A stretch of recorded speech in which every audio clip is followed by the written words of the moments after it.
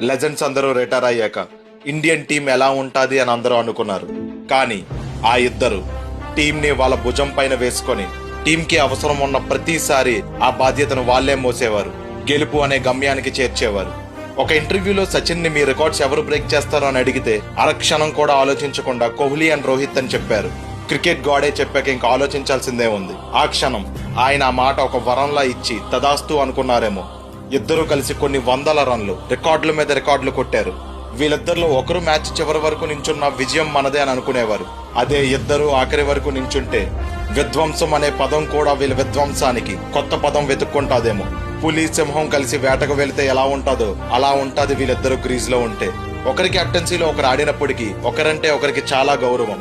ఒక సాధారణ కోహ్లీగా టీంలోకి వచ్చి తన ఆటతో రికార్డ్స్ అన్ని తన పేరు మీద రాసుకొని కింగ్ కోహ్లీ అయ్యాడు.